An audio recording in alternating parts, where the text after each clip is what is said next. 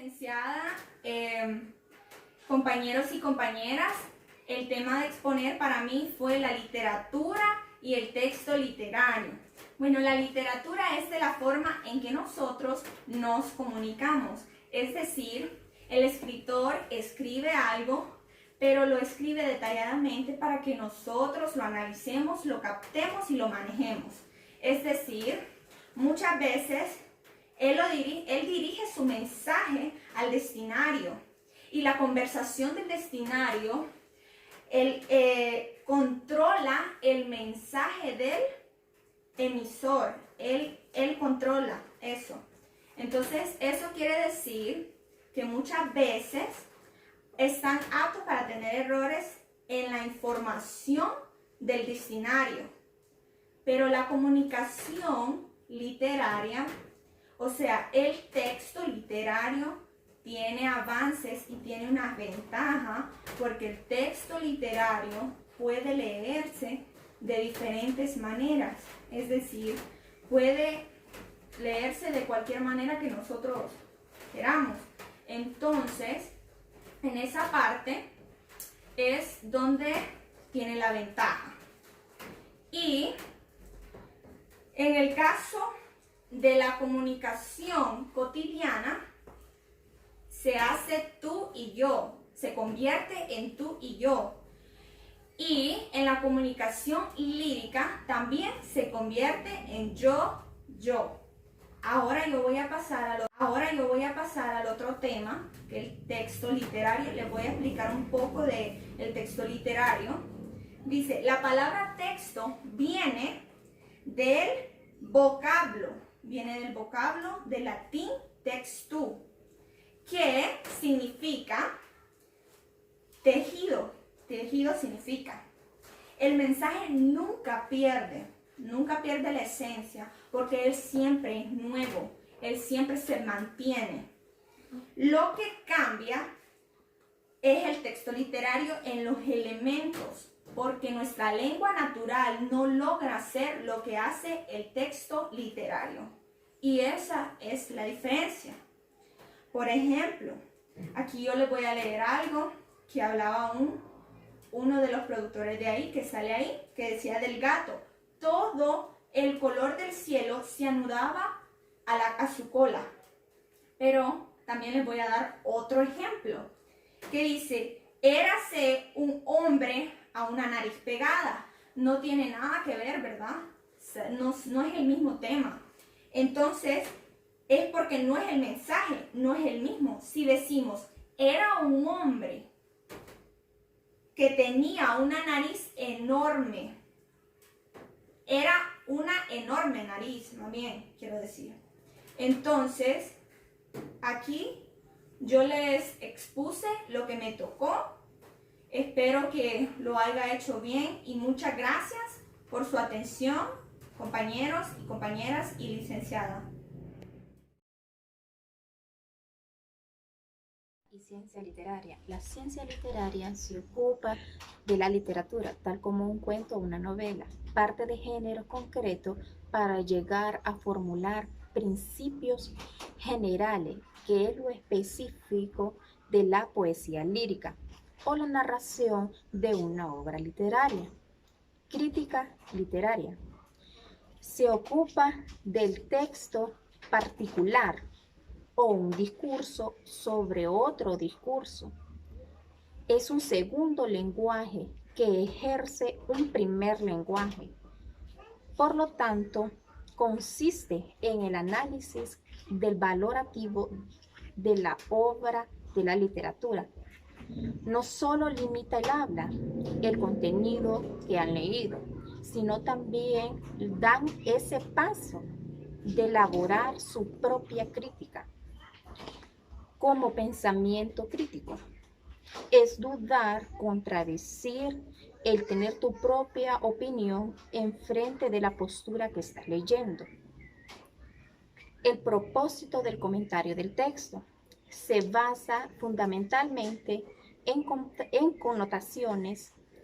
El comentario del texto se propone descubrir los sentidos que pueden aparecer a lo largo del texto leído.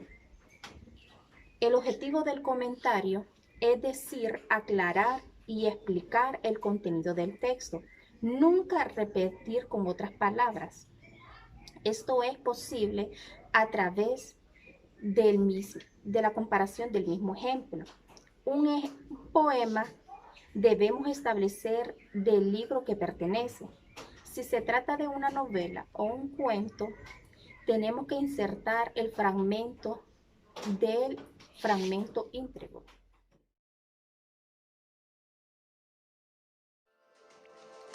Bueno, muy buenos días a todos mis compañeros y compañeras que me están viendo y escuchando. También saludo a la licenciada Lilina Alvarado. Bueno, pues yo voy a seguir con la exposición de nuestro grupo. Yo les voy a hablar sobre lo que es la lectura, los procedimientos críticos, análisis y la interpretación de la lectura. Bueno, como ustedes lo saben, es imposible hacer un comentario sin antes tener una lectura. El término lectura va más allá del término de la decodificación de un texto literario. Por ejemplo, un texto literario es una tira cómica, puede ser una película o también puede ser un cuadro de pintura. También un director de pieza teatral nos enseña su propia lectura. Lectura de un texto literario no supone simplemente considerar la obra como un objeto lírico o de distracción, sino que debe comportar una comprensión y una valoración estética de la misma. Es muy importante saber esto porque muchas veces, como ustedes lo saben, en nuestra vida cotidiana, nosotros eso es lo que más hacemos, leer. Pero muchas veces, por ejemplo, cuando los que son cristianos, cuando leemos la Biblia, hay muchas personas que dicen, yo no entiendo muchos versículos. Pero ¿por qué pasa esto? Porque muchas veces solo leemos y leemos y leemos y no interpretamos, no analizamos. Entonces, ese es el motivo por el que muchas veces no entendemos algunos textos literarios, algunas lecturas.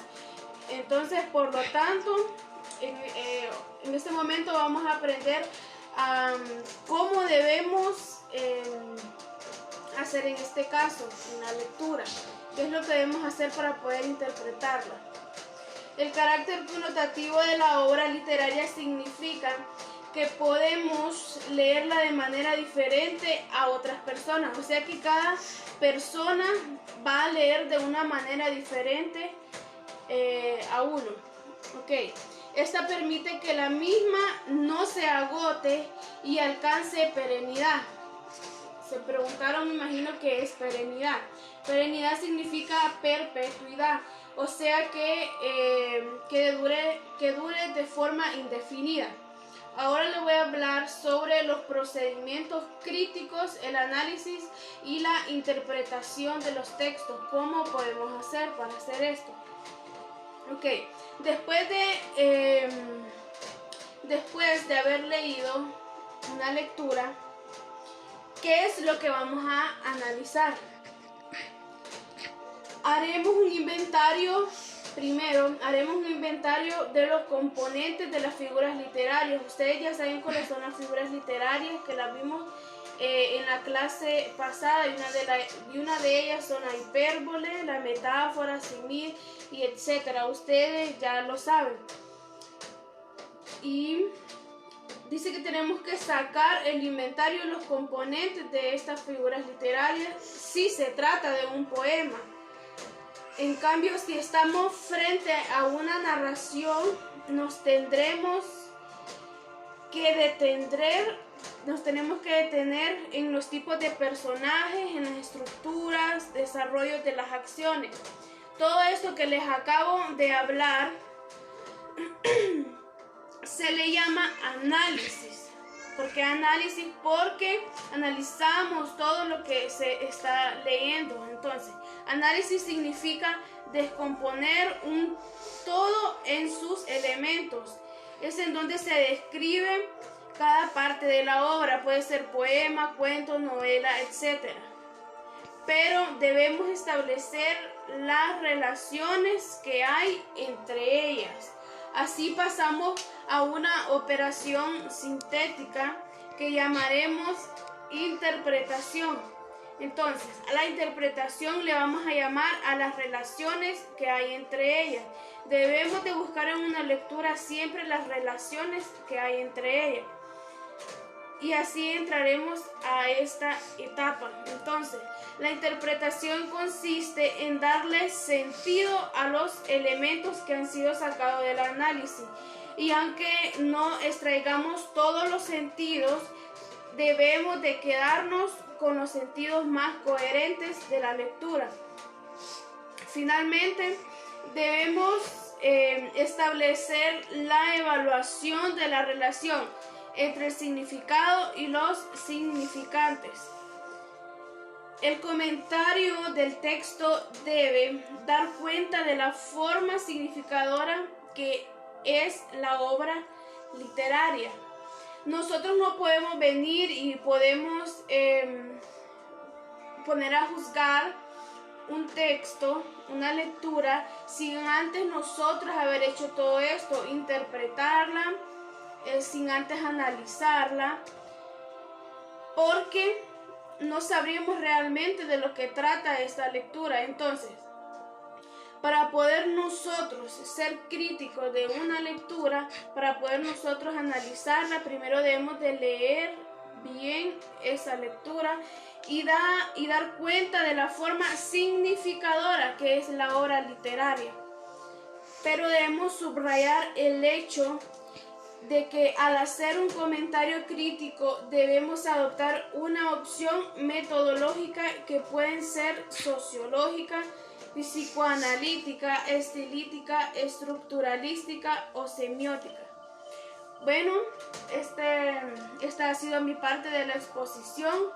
Espero de que me hayan entendido y pues ahora ya aprendimos de que cada vez de que vayamos a una lectura, aún hasta para estudiar, no solamente es de estar leyendo, sino que interpretar la lectura en la que estamos leyendo, analizarla y comprenderla, que cada vez que vayamos a leer una novela, que vayamos a ver una película, cualquier texto literario, que lo hagamos con un fin y sea de entender lo que este texto literario nos quiere dar a entender a nosotros. Y bueno, que tengan un bonito día todos mis compañeros y la licenciada Lilida. Bendiciones. Buenos días, licenciada y compañeros. Hoy les voy a hablar un poco sobre lo que es el análisis estructural del relato literario. Bueno, empezaremos porque el relato es un texto narrativo. Entonces, el texto narrativo tiene una estructura, el cual es el inicio, el desarrollo y el cierre. Entre estos tres elementos entran en juego otras partes como ser los tipos de párrafos, los argumentos, las descripciones y las conclusiones. Esto significa que hay que analizar no solamente identificar las partes, sino también identificar y saber explicar las ideas que se presentan en estas tres partes, para saber que el relato ha sido comprendido. La herramienta que puede ser utilizada en el análisis es un mapa conceptual. Entonces, esta fue mi poca explicación sobre el análisis estructural del relato literario. Espero hayan comprendido. Mi nombre es Heidi Rosales, soy integrante del grupo número 7 de la clase Español General. Mi objetivo en esta exposición es hablarles de forma clara, coherente e informativa de los aspectos del relato. Iniciaré primero con un pequeño concepto de lo que significan los aspectos del relato. Es la cantidad de información que maneja el narrador en relación a la información que maneja el personaje. Tenemos tres aspectos de relato. ¿Cuáles son? Número 1, narrador, personaje, visión por detrás. Número 2, narrador, personaje, visión con. Y número 3, narrador, personaje, visión desde afuera. Les daré el concepto de cada uno de ellos, su ejemplo y su explicación. Empezaré con el aspecto número 1, narrador, personaje, visión por detrás. Este aspecto se refiere que el narrador obtiene más información que el personaje, como ser sus pensamientos, sus sueños, su sentir, etc. Les daré un claro ejemplo de Don Quijote en su poema, que se los recitaré en este momento. En un lugar cerca del suyo había una moza labradora de muy buen parecer, a quien él siempre anduvo enamorado, aunque según se entiende ella jamás lo supo. Llamábase Aldosa Lorenzo y vino a llamarla Dulcinea del Toboso, porque era natural del Toboso. Como podemos ver aquí, el narrador tiene información, mucha información que el personaje no lo sabe. ¿Por qué? Porque Don Quijote siempre estuvo enamorado de Aldosa Lorenzo, cosa que ella nunca lo supo, y él también la llamaba Dulcinea, hecho que también ella ignora. Ahora continuamos con el aspecto número 2, que es visión con. Narrador, personaje, visión con. ¿Qué nos quiere decir esto? Que el narrador tiene la misma información que el personaje. No puede darnos explicación, justificación o acontecimiento antes que el personaje ya lo sepa. Tenemos un claro ejemplo de este aspecto, que es del señor Rulfo, que dice así: la cuesta de las comadres, los difuntos tarricos siempre fueron buenos amigos míos. Tal vez en Sopotlán no los quisieran, pero de lo que es de mí fueron buenos amigos hasta tantito antes de morirse. Ahora eso que los quisieran en Sopotlán no tenía ninguna importancia, porque tampoco a mí me querían allí. Y tengo entendido que a nadie de los que vivíamos en la cuesta de las comadres nos pudieron ver con buenos ojos de los Sopotlán. Bueno, ¿por qué este es un claro ejemplo de este aspecto? Porque el narrador obtiene información igual que el personaje.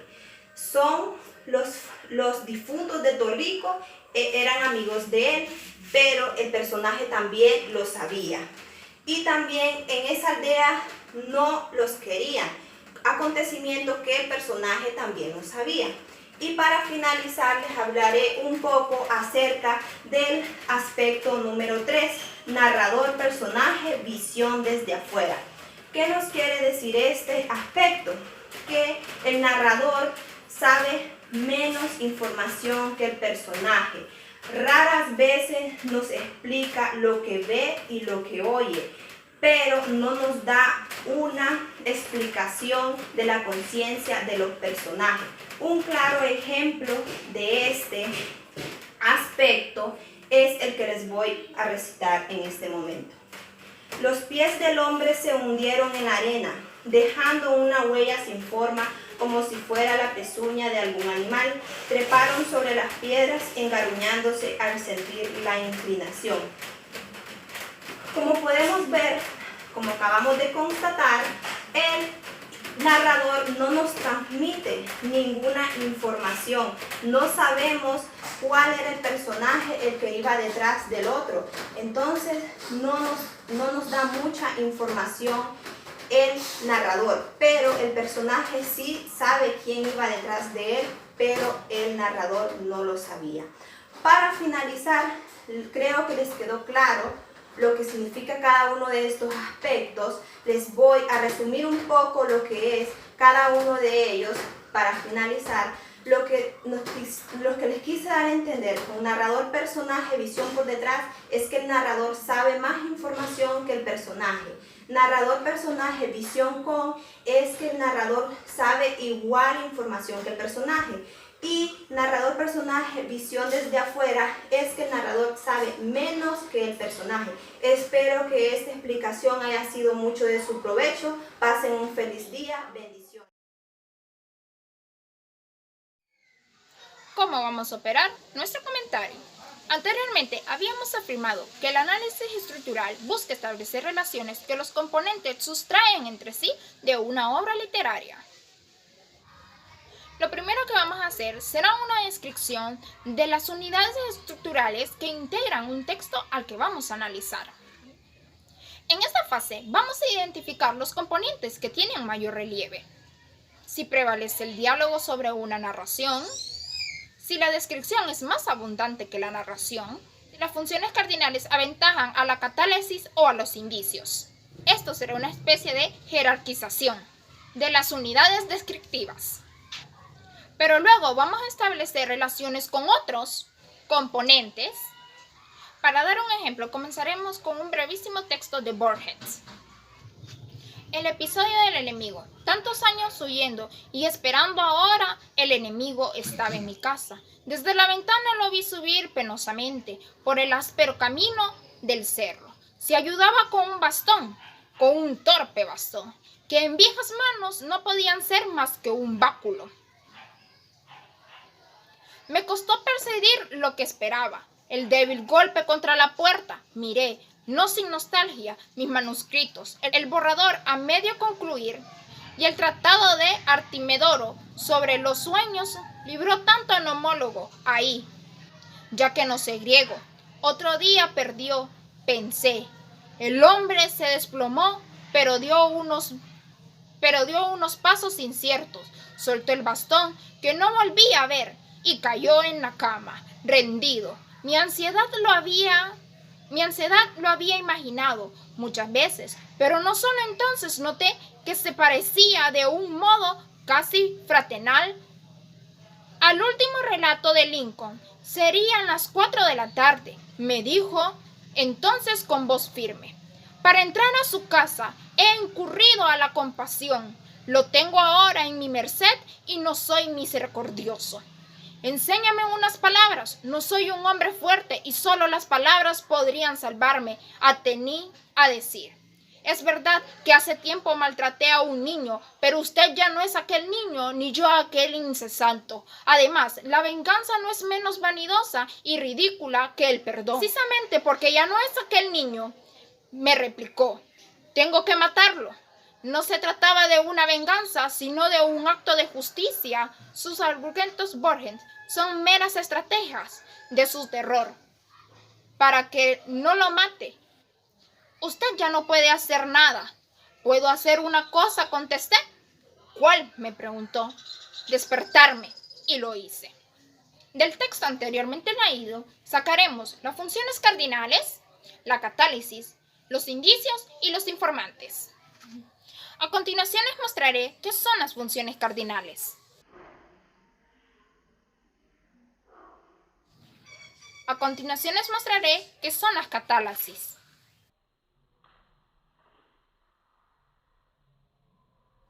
A continuación les mostraré qué son los indicios.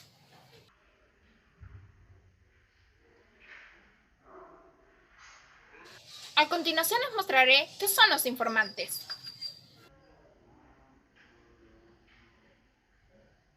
A continuación trataremos de establecer una lista de funciones cardinales de este texto, sino que vamos a buscar las más importantes.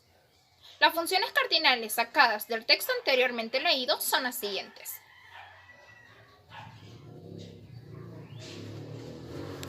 Esta es la lista de las principales catálisis sacadas del texto anteriormente leído.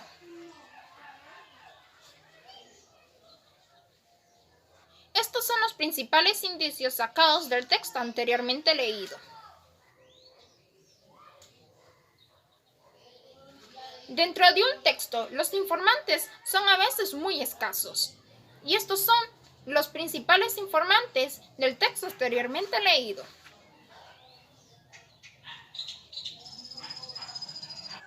Esta es mi parte de la exposición. Espero que les haya gustado y que hayan comprendido muy bien. Gracias. Buenas tardes, licenciada, compañeros. Es un placer para mí saludarles. Mi nombre es Alejandra Bustamante, pertenezco al grupo número 6. Y hoy vamos a hablar con el tema el comentario estilístico.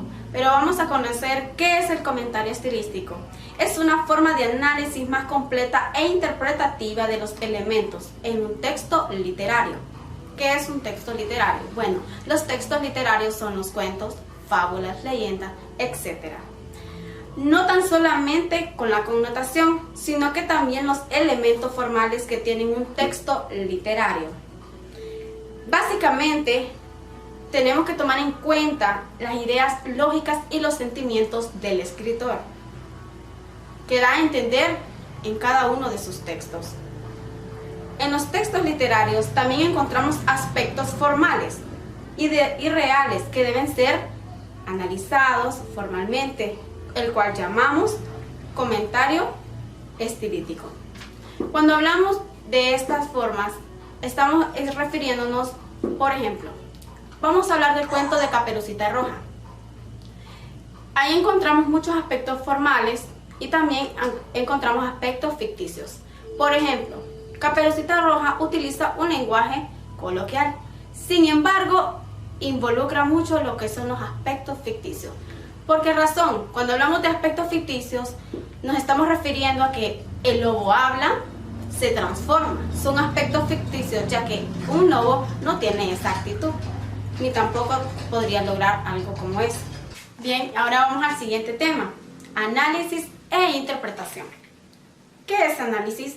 Consiste en separar los elementos básicos de la interpretación y examinarlos.